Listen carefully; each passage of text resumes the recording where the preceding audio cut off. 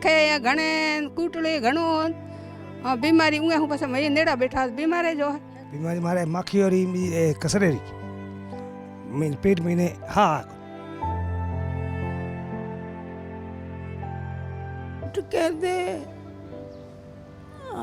दया दे कहे नगर पालिका हुआ धुआं आवे ये धुएं आकर एकदम उपड़ी हुए।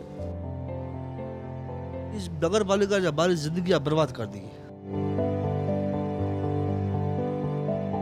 परेशानी यहाँ धुएं में बेहन दे कोई रोटी वो दे माथे अंगूस उठीन खा तो 3-4 साल हुआ પછી કચરા પલાણ હોય કચરો બીજું ગંદવાડ હોય ये हमारे बीमारी चालू हो गई।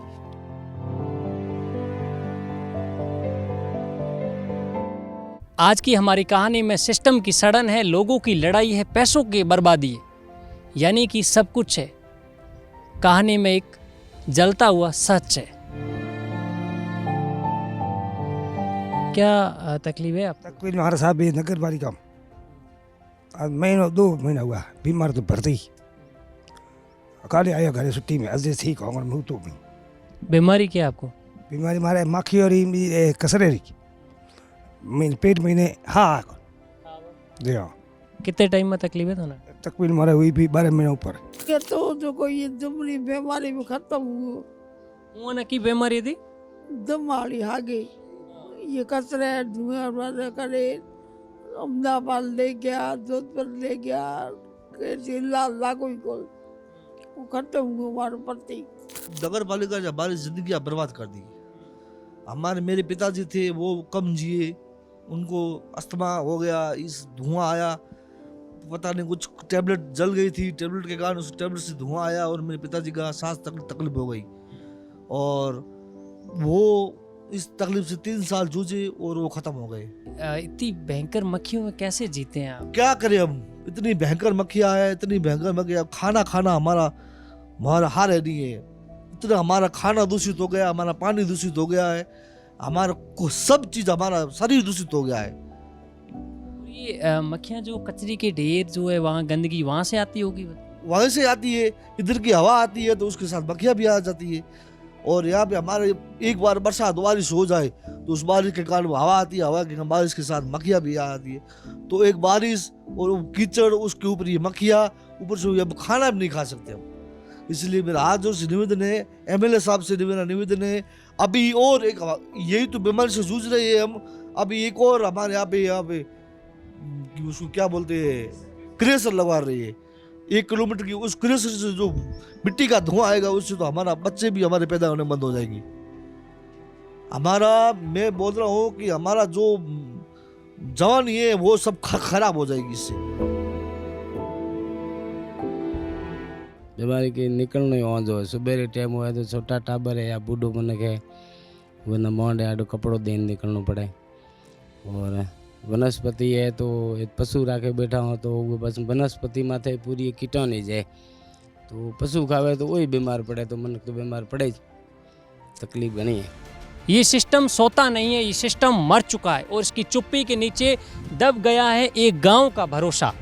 अब सवाल ये नहीं है कि समाधान कब होगा, सवाल ये है कि आखिर कोई जिंदा है जो इस गांव की उम्मीदों को सुन सके, कोई इस गांव के दर्द को सुन सके, कोई इस गांव के रहवासियों की दर्द को समझ सके, जो इनके ऊपर आज जो बीत रही है उस दर्द को कोई समझ सके, कोई सुन सके। हाँ ये तो गंदगी घनी है। हाँ बावलियान बीजान नगर पालिका मैंने तो रोंदे खाधा माखे या घणे कूटड़ी घणो बीमारी उहे हूं बस मैं नेड़ा बैठा बीमारी जो है। हाँ तो जाए जो भला घर दीठ 2-3 जना होता, हर घर 2-3 हाँ तो जाए जोया भला अँ कमरा में जाए एक आदमी होतो से जाए जो तो हुनोड़ो बबूड़ो होतो। बीमारी घनी फैला हुई थी आन हैंग हॉस्पिटल भर्ती है, कोई जोधपुर है, कोई पालनपुर है, कोई अहमदाबाद है, हैंग भर्ती से आन हैंग सांस सड़े हैंगो नहीं हाँ धुआं भी जो ज्यादा आवे नड़ा जाओ गाँव में धुआं ज्यादा आवे। ये सिर्फ प्लांट की कहानी नहीं है, ये सिस्टम की शव यात्रा है। ये वो सिस्टम है जो सपने को बेचता है और फिर खुद ही उस सपने को इन गंदगी के ढेर के अंदर गाड़ देता है। मां सर बुरा हाल है हमारा, तो रोटी खानी हारे है कोई, कसरे में माखी घनी है, माल मवेशी मरे भी गई, बाउंड्री ठावे कोनी, धुओं आवे रात दिन, बहुत रोटी खानी वही मुश्किल चीज है। बीजन जाओ की जगह है कौन। कचरा प्लांट में धुओं गरामत ऐसा दिखतो छो फिर धुओं फिर जोंक बाजे कचरा प्लांट मैणिया घर भरी जे बारी बारी बाहर नखो। जिके टाइम प्लांट लागो वो टाइम भी आप इथे रहते? ऐसे रहता जबरदस्ती खोई हुआ है तो। अच्छा जबरदस्ती लगाई प्लांट? जबरदस्ती लगाई। ये जो चेहरे में निशान वगैरह एक है? मैं हुआ 3-4 साल हुआ પછી कचरा प्लांट हुआ कचरो बीजो गंदवाड़ हुआ ये हमारे बीमारी चालू हो गई। मैं क्या नहीं कही था डॉक्टर को गया तो घड़ी के सारे को है एलर्जी है, घड़ी के कहीं कचरे प्लांट घड़ी के तावड़े मुझे तावड़े नहीं फिर किस जाऊँ। कभी किसी ने नहीं सोचा होगा कि ये कचरे का प्लांट केवल कचरे का प्लांट कचरा नहीं है, बल्कि ये गांव वालों की उम्मीदों की कब्र है। कचरा प्लांट की समस्या को लगभग 15 से 16-17 साल हो गए। बहुत बड़ी गंभीर समस्या है। इस समस्या को लेकर पहले हमने जिला कलेक्टर के पास, मुख्यमंत्री महोदय को, चीफ सेक्रेटरी को, पॉल्यूशन कंट्रोल बोर्ड में हर जगह हमने लिखित शिकायतें दी और कई बार कोई कार्रवाई नहीं हुई। उसके बाद में आज से लगभग 2-3 साल पहले हमने यहीं कचरा प्लांट के बारे एक भूख हड़ताल की थी। उस भूख हड़ताल में बाड़मेर के एडीएम साहब, एसडीएम साहब, तत्कालीन नगर परिषद आयुक्त, तहसीलदार, पूरा प्रशासनिक अमला वहाँ था। उन्होंने हमें रिटर्न में स्टेटमेंट दिया कि भाई जो सॉलिड वेस्ट मैनेजमेंट 2016 के नियम है उसके तहत इस कचरा प्लांट को चलाया जाएगा। एक्चुअली जब यशोवर्धन सांडीली जी ने इस मैटर को एनजीटी में लगाया तो एनजीटी ने वहाँ से नगर परिषद बाड़मेर को डायरेक्ट किया कि आप इस कचरा प्लांट को चला रहे हो ग्राम पंचायत के अंदर, तो इसके जो सॉलिड वेस्ट मैनेजमेंट 2016 के जो नियम बने हुए उन नियमों के तहत चलाओ। उसके बाद में किंचित मात्र ग्लेश मात्र का थोड़ा सा इम्प्लीमेंट हुआ जब पूर्व विधायक मेवाराम जैन ने जेएसडब्ल्यू के साथ मिलके 65-70 लाख रुपए की मशीन लगाई। अब प्रशासन की उदासीनता देखो, प्रशासन की लापरवाही देखो। इस कचरा प्लांट के अंदर वो 65 लाख की मशीन आज की तारीख में जल चुकी है इस कचरा प्लांट की आग की वजह से। अगर वो जो मशीन पूर्व में जेएसडब्ल्यू ने लगवाई थी उस मशीन को सुचारू रूप से यदि चलाते तो आज दिन तक यहाँ कचरा देखने को नहीं मिलता। उस मशीन की इतनी कैपेसिटी है कि वो सारा कचरा, जितना भी कचरा सिटी से आ रहा है उसको अलग अलग डाइवर्ट करके, उसके अलग अलग भाग करके उसको ख़त्म कर देती है। लेकिन वर्तमान सरकार, प्रशासन बिल्कुल लापरवाह है। जैसे कि वो मशीन की आप बात करें तो वो मशीन कितने दिन तक रेगुलर है, कुछ महीने तक रेगुलर चल रही या फिर? जैसा कि जब हमने भूख हड़ताल की थी उसके बाद में तत्कालीन जो विधायक थे वो और प्रशासन थोड़ा अलर्ट मोड में आया और उन्होंने हमारे प्रति सिंपैथी और हमारी जो वास्तविक समस्या थी उसको समझा। उन्होंने वो मशीन लगाई और मशीन मुश्किल से 4 से 5 महीने चली होगी और 4 से 5 महीने जब वो मशीन चली तो उसने काफ़ी हद तक कचरा ख़त्म कर दिया था। लेकिन फिर वो मशीन बंद हो गई जो आज दिन तक चालू नहीं है। और अभी मैंने खुद ने तो जाके नहीं देखा लेकिन ग्रामीणों से मैंने सुना है कि वो मशीन पिछले कई दिनों पहले जब आग लगी थी तो उस आग में जल चुकी। 65 लाख रुपए की मशीन जो जेएसडब्ल्यू ने लगाई थी वो 65 लाख की मशीन आग में जल चुकी है जो हमें राहत दे सकती थी, लेकिन प्रशासन इसके खिलाफ आज भी उदासीन।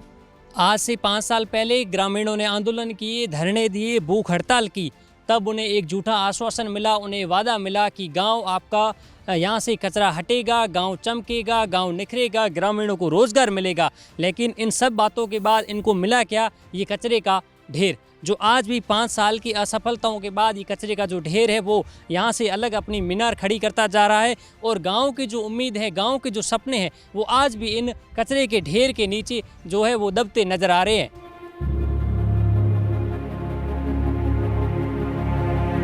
आखिर सिस्टम कब तक अपने रील कंटेंट के लिए, अपने खुद को वायरल होने के लिए सरकारी अधिकारी जो है वो बाड़मेर शहर के अंदर ही कचरा निकालते रहेंगे? क्या वो अधिकारी एक बार ये भी सोचेंगे कि जो हम शहर के अंदर जो नव बाड़मेर के तहत जो हम कचरा निकाल रहे हैं उस कचरे का निवारण जो होना है वो कहाँ पर हो रहा है? कहीं वो कचरा लोगों को बीमारियाँ और लोगों की ज़िंदगी तो नहीं छीन रहा है? सरकारी दफ्तर से उन अधिकारियों को बाहर निकलना होगा, उन्हें देखना होगा इन कचरे के ढेर पर आकर यहाँ पर ये घूमते हुए बेजुबान जो ये जीव है, इन जीवों को, इन जीवों की कहानी इस कदर है कि यहाँ पर बात करते हुए मैंने यहाँ के जो कर्मिक है उनसे मैंने सुना, यहाँ के लोगों से मैंने सुना कि साहब यहाँ पर ये कचरा खाकर तो ये जीव जंतु मरते हैं, वो तो आपने सबने देखा और सुना है। सबसे बड़ा सच तो ये है कि साहब जिस समय ये कचरा जलाया जाता है, जैसे ही आग का ये गोबूंद पकड़ता है तो उसके अंदर यहाँ पर कई बार कई दफ़ा ऐसा होता है कि यहाँ पर 5 से 7 बकरियाँ, छोटे बछड़े जो है जिंदा जल दिया जाया करते हैं।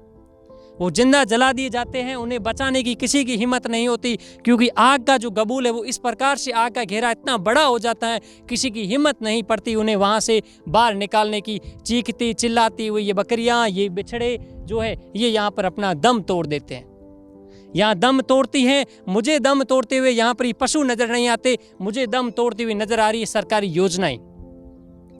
मुझे सरकारी योजनाएं दम तोड़ती नज़र आ रही है। मुझे नज़र आ रही है यहाँ के लोगों की उम्मीदें, मुझे यहाँ के लोगों के जो सपने इन्हें जो दिखाए गए थे इस कचरा प्लांट के बाद कि यहाँ पर मशीन लगेगी, इन मशीनों से कचरे को साफ़ किया जाएगा, यहाँ पर खाद बनेगी, आपके खेतों के अंदर फसल उपजेगी।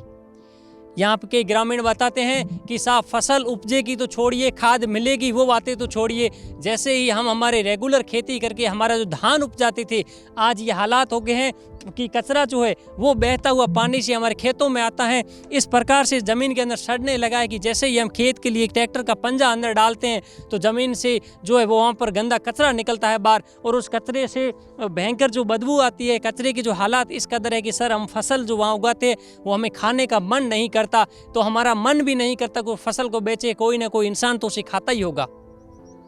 इसलिए साहब हम ना तो बेचने के लिए फसल उगाते हैं, ना खाने के लिए, हमने खेती करना ही बंद कर दिया है।